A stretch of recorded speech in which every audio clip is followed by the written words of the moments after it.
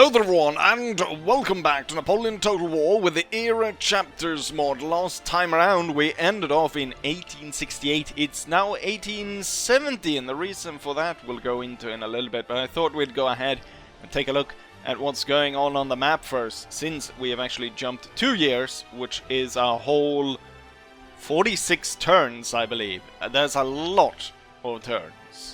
In terms of what we're looking at on the map right now, I can't actually remember exactly what it looked like last time around, but there's been some changes. So we start with the closest one, is that the Dutch have now successfully gone ahead and taken over southern Netherlands, as it's called, and there's no resistance whatsoever, minus some religious one, but that's neither here nor there. Also, when we come to the Dutch have returned Finland to the Russians. So that's happened there. The British have completely taken over the Spanish. There's no Spanish resistance whatsoever. And I think at this point the rebels are very unlikely to take it back, because it's gone on for such a long time. Then we can head to the Austrian front, where there's actually been some changes. As you can see, the Austrians are back in control of Venice. However, the Italians have marched up into the Tyrol region and seized Innsbruck. However, I'm not entirely sure how long this will hold for. I know there's more Italian armies here, but this garrison won't hold against the rebellion. However, also, as we can see, the region has a total wealth of 500. What's the point of fighting over this? Now, obviously, a lot of the area is on fire. That could be partly what's going on. As we head over here, then we get to the Austrians, and the Austrians have a big change. The Austrians seems to have recovered quite well since I fought them. So they have reclaimed Venice, but they've also gone ahead and marched in and taken the Balkans. They're not in a war with the Ottomans. What happened was the Balkans revolted against the Ottomans, and then the Austrians came in and took it. So that's why they have it. The Austrian also gone ahead and destroyed Romania, which was made its independent state. But then they have lost Lemberg to the Ottomans. However, not because they are at war with the Ottomans, but because the Russians took it. Then it turned into rebels, I think. And then the Ottomans came in and took it. So we have a little bit of a switcheroo here in between the Austrians and the Ottomans. And going further, then we can see that the Ottomans have moved into Russia, and they've actually taken quite a bit of territory. So they're up to here right now. Also, this area is on fire. There's quite a bit of war going on. The Austrians actually, at one point, before they lost this, they actually pushed all the way up to Lithuania and took that. With that, and the Russians then being completely, well, they've always been cut off, but since they've never was allied with the Austrians, they were now like completely kind of cut. Well, they can still move through my territory, I guess. But they were more or less cut off from Warsaw, which led to the Polish seizing the opportunity and going ahead and creating their own state. So we have a successful state here. It's actually allied with the Ottomans and the Austrians. A little bit odd here, but I guess you need strange bedfellows, since everyone seems to be going after you. Now, I think this was a scripted event. It triggered a little bit late, though. There was the, I can't remember, the January Rebellion or something that happened sort of during this time period, not 1817, a little bit or 70, a little bit earlier. But I think that's what triggered it, and it's just perfect timing that the Russians couldn't reinforce the area, and the Polish are now in control. The Russians having a lot of problems back and forth. Partly because I was thinking ending the alliance with the Russians, just so I can end my military access to get all these Russian troops out of my country back into Russia so they can actually fight the guys that are invading them. For some reason the AI just wants them on some kind of trip along the German coastline. Not entirely sure what's going on there. Right, but that's in terms of all the changes here on the map. Now, since it's 1870, we need to go to war with the French. Oh, I should say here also, at this point I have all technologies, every single one of them, and I've turned all my universities either into banking houses or supply depots, or what else did I build them into? Banking houses, supply depots, and I built one into a small arms factory up here. It's supposed to give 3% reduction to reload time. I don't know if this is in the region or if this is just generally, because if that's true I should build a load of these, but also upkeep costs in a few things like that is reduced, so that's pretty good. So that's been happening. I've also built a second fleet in preparation here of the Franco-Prussian War. Now we've got a second fleet set up right here. It's got 5 of these experimental steam gun ships. I should say here also, I have gone ahead and put in now the latest update. I was a little bit late on that, since it came out the 2nd of December. But now I've got that, so naval combat should be fixed. It also adds new uniforms for the Dutch, the Belgians, and someone else that I can't remember, which is it also gave, I don't know if they made a huge change, but I did notice that we got a new picture here for the militia and the Landwehr. I believe this is from some revolutionary French painting. I can't remember. That's not important right now. And then the second fleet, the original fleet, is sitting out here. So what we're gonna do is at the war's start, we're gonna blockade all French trade.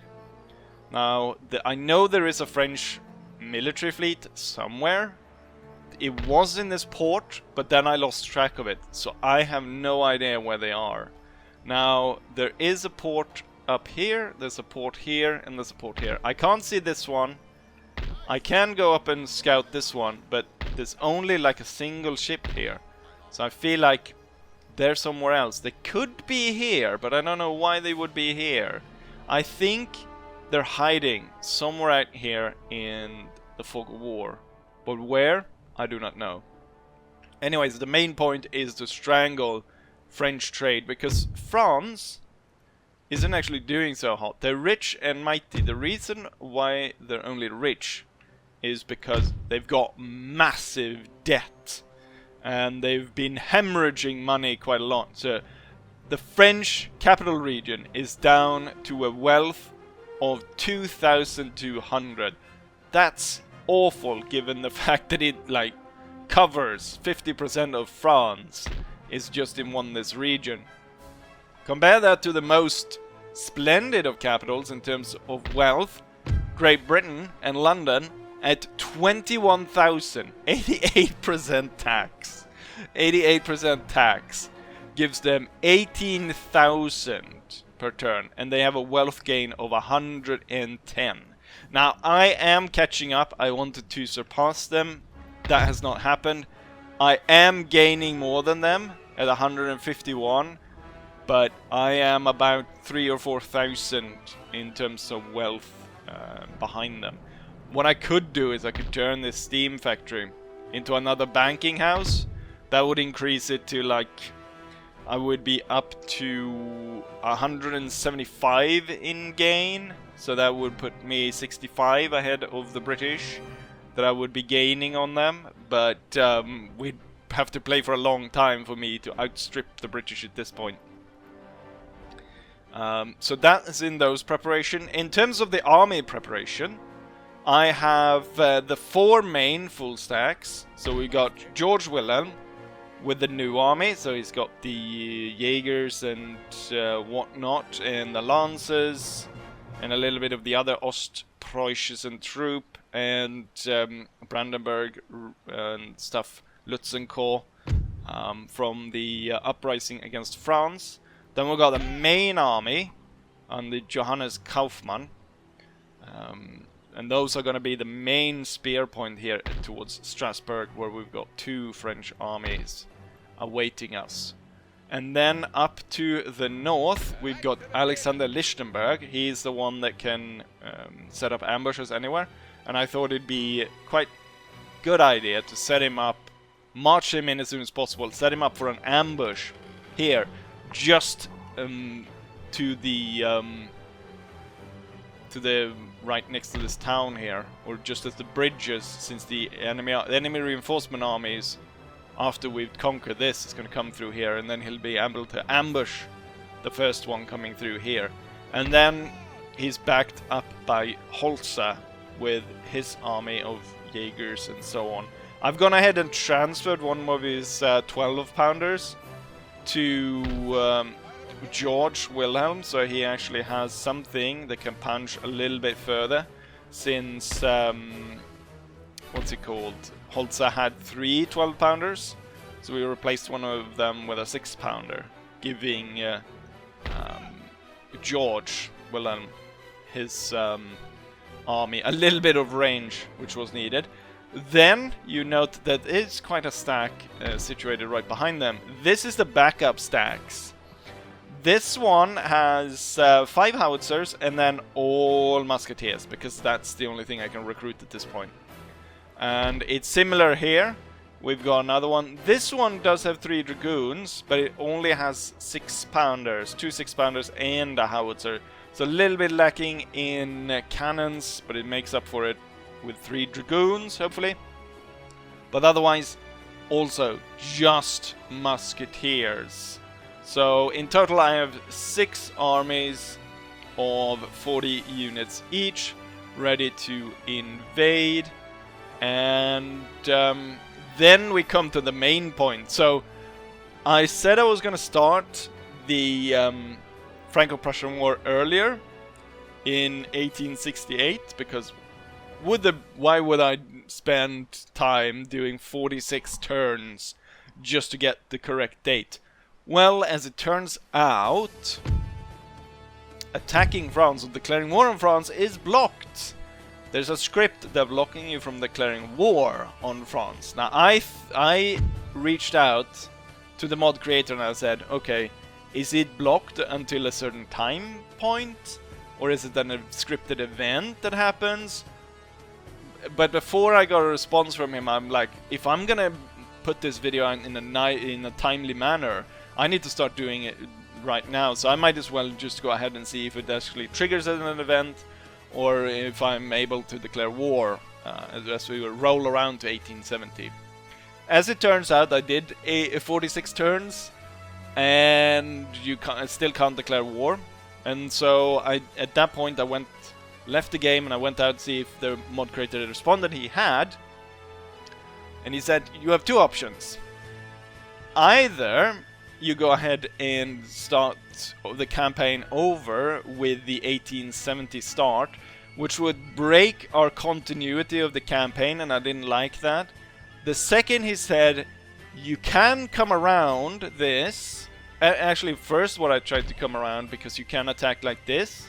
However, it won't properly trigger the war, so that won't work.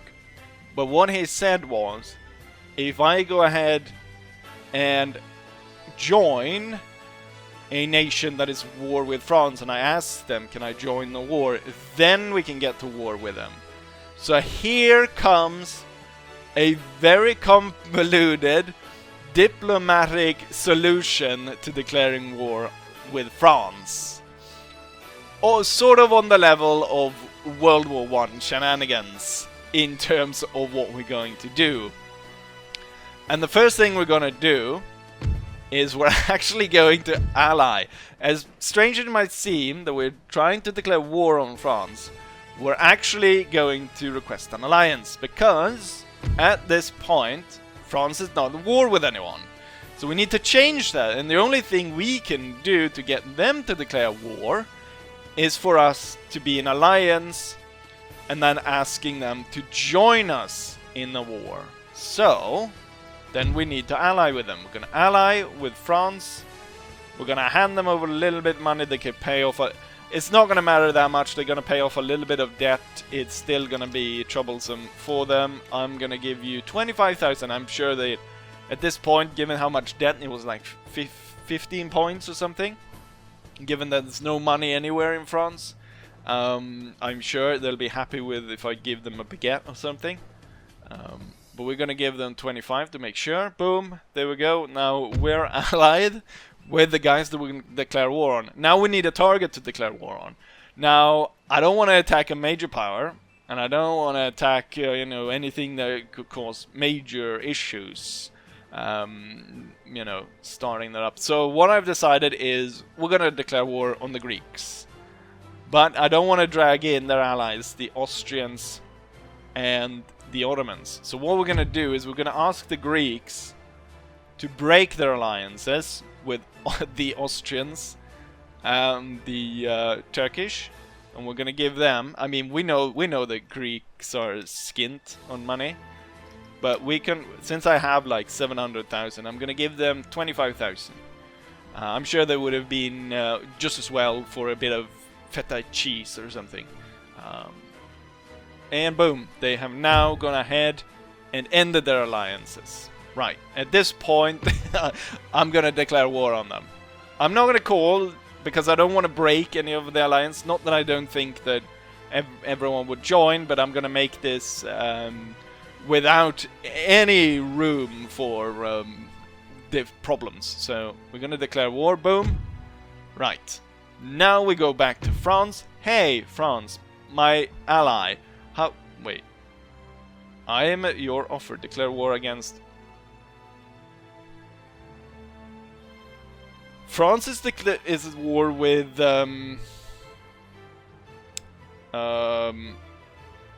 Naples or Napoli? What? Where they don't exist on the map. How does that work? Okay, so I don't know. Sidetracked.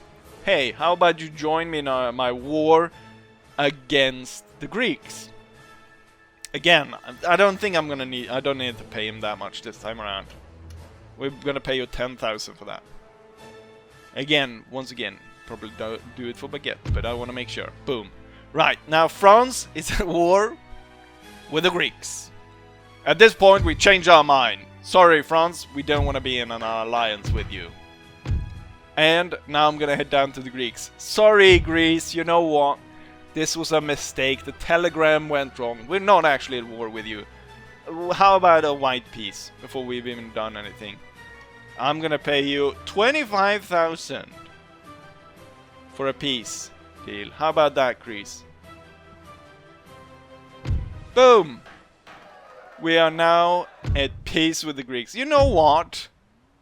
We're gonna go even further. First of all, we're gonna re-establish trade with the Greeks. Then, I'm gonna ask for an alliance. And I'm gonna give them a little bit of money. Now I'm getting tired of giving people money, so I'm gonna give you 10,000 for that. Yay! We're allied with the Greeks. And the Greeks are at war with the French. So here it comes.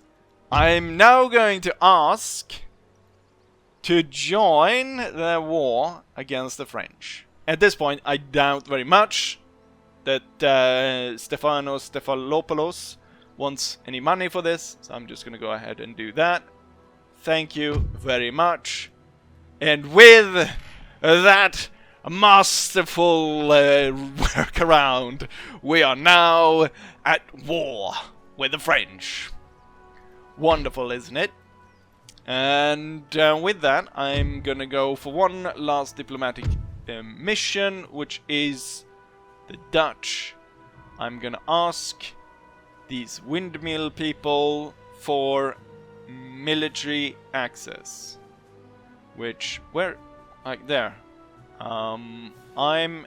Let's just go for indefinite, and give these people, cloak-wearing bastards, we're gonna give them 25,000. We've given everyone 25,000, so we might as well give these guys 25,000. Boom! Now I can walk around through their tulip fields how much I ever want. And the first things first is to get Lichtenberg up to a point as close to the French as possible to set up an ambush. Boom. Then Holza will come in and he will do something similar, but I don't dare. You know what? I can set him up. I set him up here in an ambush here. He needs some woods to hide in. He's not as cloak and dagger as this guy. So we got those two armies ready. We should get a reinforcement army in as well. We can set it up at the crossroads. It's a little bit slow, not as fast. And then we come to today's battle, which is going to be a large one. But I think that I will be able to beat these guys in the first go without calling in, or without them being able to call in their allies. To make sure that I'll actually fight the battle in the town, I'm going to put George up ahead, so he will reinforce us if they go ahead and intercept us. And with that, the war starts with Johannes Kaufmann crossing the border and attacking Strasbourg. Boom. And they've got 7,900 men. So the French go infantry heavy with their armies. And they're going to be reinforced by 1,500 men. So we're looking at a force of close to 10,000. While I'll bring my force of a total of 12,000. We're going to bring George. Come along here, Georgie boy. What I could have done, actually, is I could have, at this point, since this one is laid under siege, they can't support this one, so I could have attacked this one and done it that way around. However, I'm thinking that I will be able to destroy these before they're able to call in on their allies. Which is a little bit riskier, because there'll be a very big battle here if this doesn't work. But I think it will work. So there we go, with all that build up for... Oh yes! There's something I completely forgot. Something that's really important as well. Is we had a death. Namely, the king is dead. And now we have Frederick the First. Which I don't know who this guy is. Because it's not supposed to be Frederick the First that's supposed to take over after Wilhelm the First. It's supposed to be I think he's called Frederick. Wait, isn't it? No, it's not supposed to be Frederick the First. I believe it's Frederick the Second. But he rules for like half a year or something. He doesn't rule that long, and then William. It's also too early. He's died. He's died like 18 years too early. I think. I think he dies in 1888. I think I checked. But since I forgot the entire thing to start with, we're not going to go into that. But he died apparently, so we got a new king. But we're going to turn him into an emperor with this war right here. And with all that, it's now finally time to teach the froggies a thing or two about Prussian steel.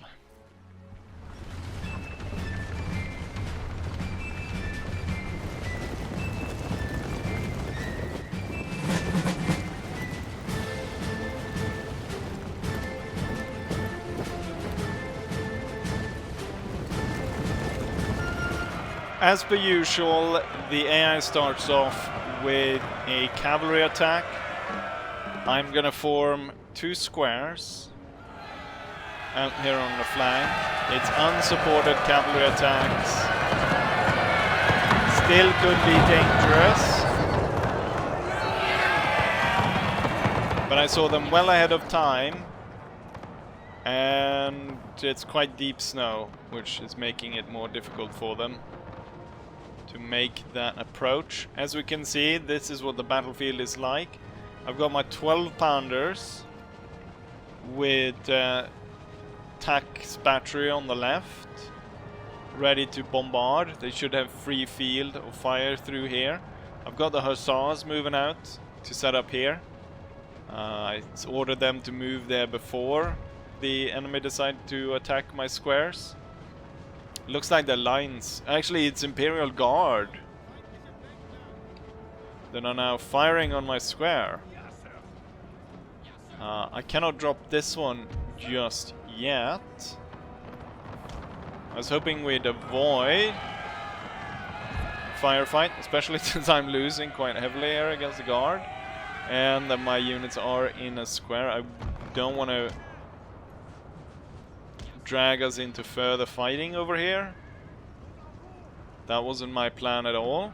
Especially since the troops aren't in order. More silly French cavalry charges here. Let's see about waiting until finally these hussars were broken and forced away.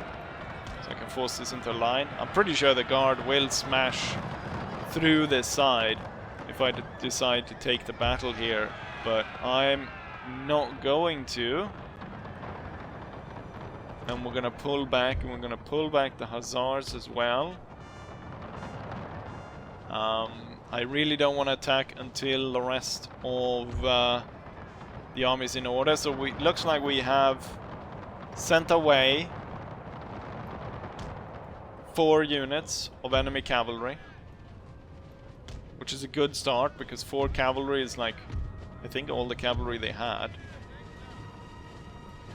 My idea was that I would actually wait until they stopped continuously switching up their lines, and we would find a time where you know, it might actually be a little bit more of an even fight here. Like we would line up, they would deploy the guns and all of that, and we would have a proper fight rather than the AI constantly trying to maneuver. And then unfortunately we got too close. They lost 4 units of cavalry. But I think now we might actually looking like we're actually doing setting up the lines. They've got a decent position here for their artillery. If they actually deploy them here, because they've got good line of sight towards us. Are they moving into the attack? Or what are they doing? I'm gonna pull part of that line further back. The lights should be ready to actually come up on this ridge because they can't sit back here. And then the grenadiers also need to be up here. A howitzer is just about to come in. We've got reserve line infantry here, and then I've got the elites on this side, where we've got let's see, there's Young Bun moving in. So hussars out here, dragoons to the center, and then the heavy cavalry moving up on the right, with Majovsky leading the way. And then we've got the general mixed in there. Okay, the French seems to be going quite hard on this flank. I've given up the wall here, which wasn't that clever. But if I pull back further, I can then push forward really quickly and attack them. They're mashed up into each other. Actually fired well. And so the feint retreat now quickly into position. The French realize what's going on. And they move into their positions. The French are able to get their shots off first, but it's not the guard. and I've got more units of line firing on them. They keep continuing going after the hussars here. Unlike the enemy, I don't want to spend my cavalry this early. I'm gonna go ahead and put the artillery to work on them. Meanwhile, I'm ordering the howitzers to set up. I have more units here, so you would think, and given the fact that the AI is not getting all of them to fire at us, you would think that we'd stand a pretty good chance of winning this, but I'm not too sure. Let's make sure that the dragoons don't catch stray shots.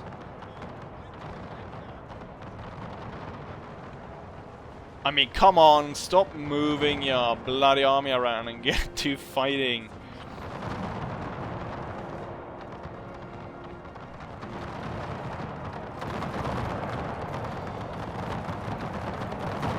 Yeah, we're not actually doing that hot over here. I think the position is slightly bad for us here in the way that we're set up. These two are definitely not doing too well, and I think these could probably move forward if it weren't for the fact that the rest of their line is moving up. Before the line moving up, I need to send in the cavalry here to make a decisive, make the fight decisive. I'm gonna move them further back. We're gonna get the dragoons into a position where they can aid, and we're gonna continue shelling their position there. I wanted to have a proper fight. I guess there's nothing for it since we have a slow cooking fight going on here. Oh, you know what? The howitzers don't even bloody well reach anything. I thought that hill would be for perfect. It doesn't reach anything. But it's because these specialty heavy howitzers that don't fire. They only fire 350 in range compared to 600 for the others. Let's see if this is a better position where the French now is marching into my prepared lines, firing at them. But I seem to be in, they've got a lot better position. They're able to fire from kind of below in low ground. They're covering them. So I will once again order a retreat. Meanwhile, I see an opportunity here where they're massing their troops. Fine, we can't wait all day. Let's move the troops into position. Actually, the grenadiers will hold. I want the enemy to come to me so that I can use my howitzers from the good position that I have up here. Moving forward these guys to try and catch the enemy out of formation. Slowly keep dragging these guys. Now it should be better with more open positions here. This guy is moving in to flank us though. I was hoping to flank the enemy. But now we've got them flanking us. I will withdraw the entire line here.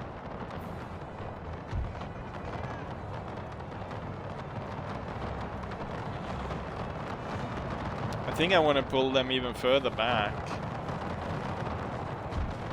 Now the enemy is firing over here. My lights have found targets all throughout the center.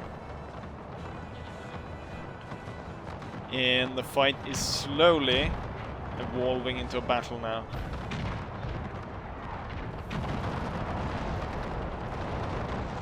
Still, we're doing rather poorly on this side. I will pull them back yet again, leaving heaps of troops.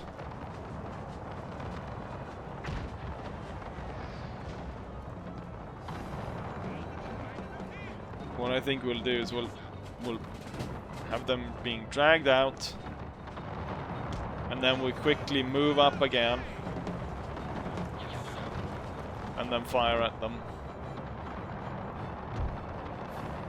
Right, we have the lights firing at a large part of the center. I'm having trouble just beating this side right here.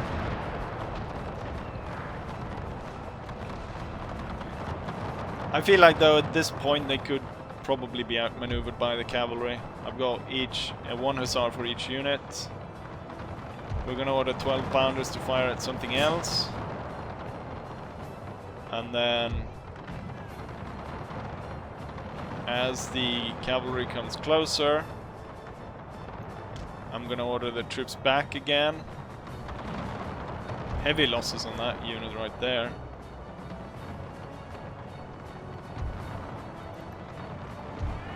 Draggy Chen going for the center. And here comes the hussars. The French continuously having pushed us back. They get drawn into a position where they're quickly outmaneuvered. Oh, hold fire, goddammit you. And then I want you to push forward here. So we get 4 units up on this guy. 4 units flanking this 1 unit. And then rather pushing with the hussars, we have a successful cavalry charge here with one loss. 1 hussar was lost in that. Oh, he was destroyed. That's good. Right, more and more of them are being dragged forward. They're starting to get into howitzer range. I'm gonna pull the lights back so we actually pull the enemy now fully into howitzer range. Our men are running, sir. That's not good. Yeah, he's been I've neglected that guy was, or that unit was coming under very heavy fire. The second one is also. The 2 in the woods had been doing pretty okay. Maybe actually what I'll do is I'll focus all the lights in the woods instead. And then we can have the guards ready to plug the gap here. And as the enemy is now coming forward, I'll order the howitzers to fire at will. You should not fire into the back of your friends. Oh, that was the general. Right, since their cavalry is basically gone, it's time to move all the cavalry into flanking position here. I feel like I have a really good opportunity to completely just focus in fire and destroy this 1 unit before just to get the normalize the line like that.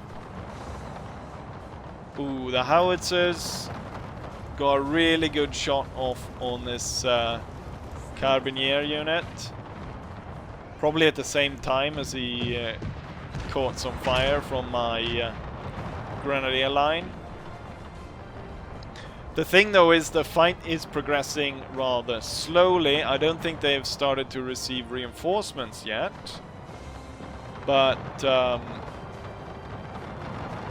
we need to look for a ultimate fight here. And the thing is, it's not really great to have the ultimate fight relying heavily upon... I'm gonna order the 12 pounders to find their own targets. I think it's going to be down to a lot of the howitzer. And then we need to hem in the enemy into like this area right here. So I'm going to extend the line like this.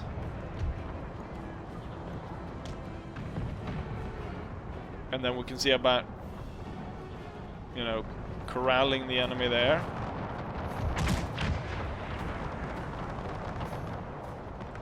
I'm gonna pull the Grenadiers slightly back and put them in a line like this to be able to fire barrow at them. I think the enemy's artillery is finally come into action, and they're focusing in on my specialty grenadiers. The enemy is moving forward here. I think if the elites are pushed up here, they can do a lot of damage here. With the heavy cavalry then ready to swing in from this side. Here it's going to be a little bit dangerous, because the enemy is going to be in a really good position, and I'm going to have kind of spent troops moving forward here into the fight. And also, as I move forward here, there is room, quite a bit of room for the enemy to flank me. 12 pounders should focus in on this mess right here. Oh, the lights are back. Order them forward again.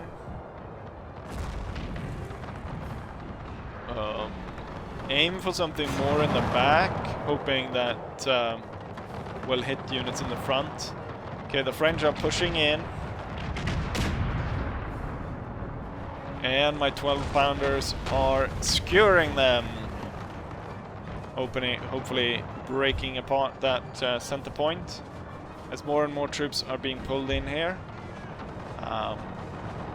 This unit, this brigade, now has the possibility of moving forward to that point, while this one will make a straight line against the enemy like that. I could order this guy back, but he's gonna retreat anyways, I think. Okay, these guys should plug the gap now. We're gonna go really close to the enemy, which is going to be very deadly. And the heavy cavalry should get to that point. All of the troops are moving in here. They're concentrating a lot of troops here. No reinforcements as of yet. Glorious victory, sir, is soon to be yours. Point blank range for the 8th Grenadiers against the French right here. Ooh, that howitzer didn't do anything though. It was too weak of a charge in that. Meanwhile, I don't know what the French are doing there. Oh, look at how it's. That's why I didn't want to increase. Someone said perhaps to get it even more bloodier, to increase the size of the units. You can see here that it's when it's such a concentration of troops,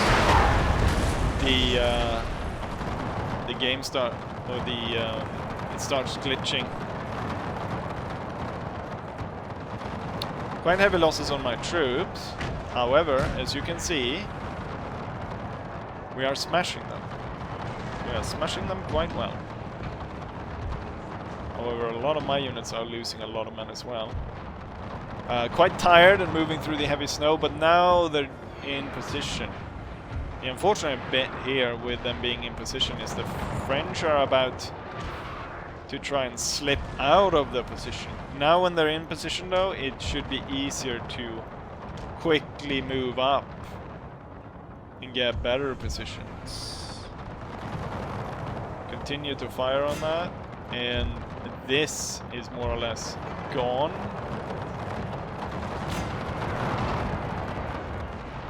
We are taking hits here though. I think for the heavy cavalry, the enemy, or all my cavalry is way out of line because the French keep falling back constantly.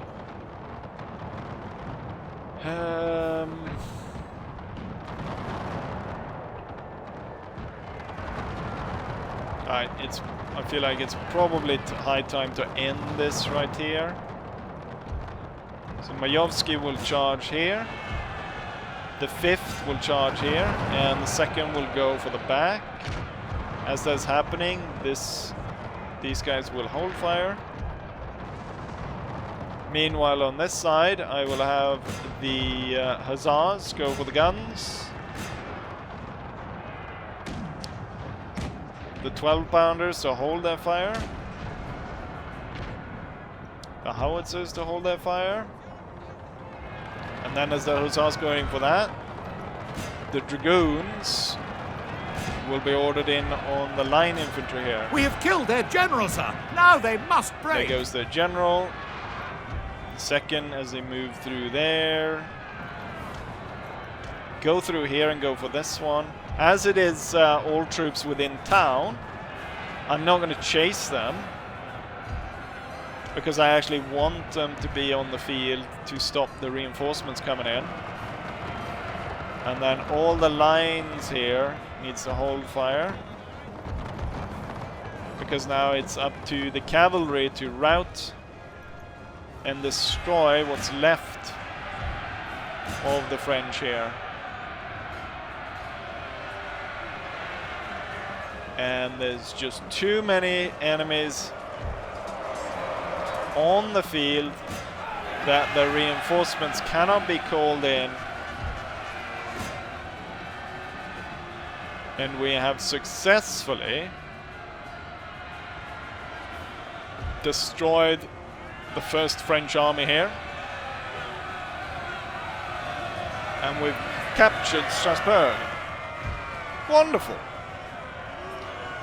However, I took quite a bit of losses as well. Not many units retreating though, so that was good. Good sign.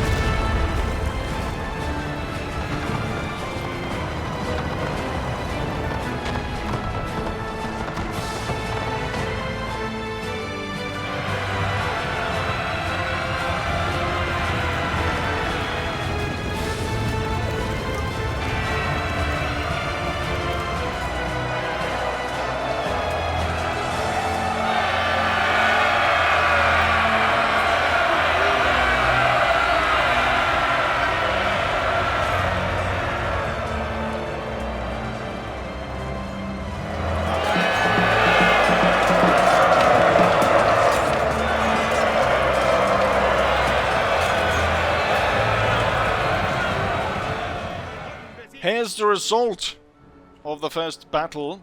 We're looking at 13,000 men on our side. However, half of it didn't take part. 12,000 on the enemy side. However, a large part of that didn't take part either. Close to 4,000 of the French didn't take part, and close to 6,000 of mine didn't take part. I ended up losing 1,300 men, which is not that bad actually, considering. While the enemy lost close to 8,000 men left on the field. In terms of what troops remain, it's 4,500 on the French side. That's all the troops that didn't take part in the battle. In terms of what the enemy killed and what I lost, we're looking at a quite a small difference of less than 100 men in friendly fire, which, given such a large battle and an encirclement, quite impressive. Garde du Corps, so it's Majovsky killing the most, followed by Hussars, followed by Dragoons, followed by the Queen's Own, Foucam's cavalry, the Dragoons, followed by more cavalry, Draghi Chen, it's all cavalry. Besides here, the Life Guard Battalion of Guards, Fusiliers Guard Artillery, actually gaining quite a few points. I wonder if that is Tax Battery or if it is the other one. Could easily actually check. Or possibly not, since they have the same skill. However, one has lost one man.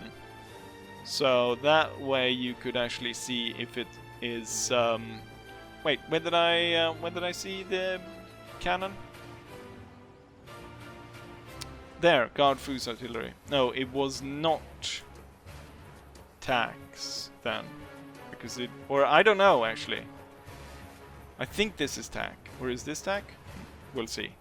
Alright, the French are forced back and I claim the first territory of the war. Let's just take a look here if it is Tax Battery. No, it was... yeah, it is Tax Battery. He lost a single guy for some reason. Kaufmann get confident, attacker, French are pushed back, and we've claimed our first victory here. The spy will be ordered to take a look at what's going on down this road. Of course the French got yet another full stack here under the command of Aubert something. I didn't have time to see. Lots of cavalry. There's actually quite a few full stacks here all around. The French, they are bankrupt, but the reason why they're bankrupt is of course because they've got tons of armies. Tons and tons and tons of armies. Now they're actually making close to minus 200. In 10 turns, they will have, in 11 turns actually, they will have no wealth in France at all. Luckily, those minus points do not affect the countryside, but I can see that France has not been working on industrialization for any of their areas at all. Right, so that was the battle was done. Now I want to go in and block the ports. What we're going to do is we're going to go in and attack the ports. Since they probably have very little cash. Oh yeah, they do have something here.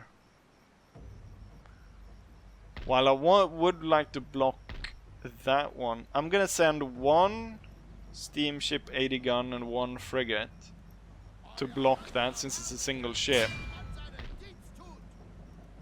We're gonna leave one frigate to keep that on the lock, and then the rest of the fleet will go and deal with what I think then is the main French Navy. No, it's just a single ship there as well. But the French are now without import and export, which is probably gonna affect the affluent. They went from rich to affluent. Is that an increase or a decrease? Probably an increase because of all the money I gave them because of the diplomatic workarounds. So that seemed to help them, but I do think they're completely out of money. Yeah, look at... they have not been working on any of these areas to build them up. No wonder they're skint. And now they lost bloody iron mine, and the musket factory at Metz, and then in this whole town. I didn't get building a bloody cannon ordnance factory here. That seems odd. That should be turned into a regular army barracks, because that will increase the resupply rate. And really, this could be turned into a warehouse in 3 turns, so that's good. I think before I end turn, what I should do is I should move this one to take out this army right here. And we should also move up the reinforcement army to stay lock in step with the rest of them. So this is the first then. This is the first steps of the Franco-Prussian War. Excellent planning has led to, I think, a really good start here against the French. Does help the fact the French are not helping themselves by spending it all on wine and baguette, but there we have it. So, since there's been so much of this episode already, I should not sit here and linger any longer. Let's go ahead and say, just like I always say, hopefully you guys enjoy this, and hopefully I'll see you guys for the next one. Bye.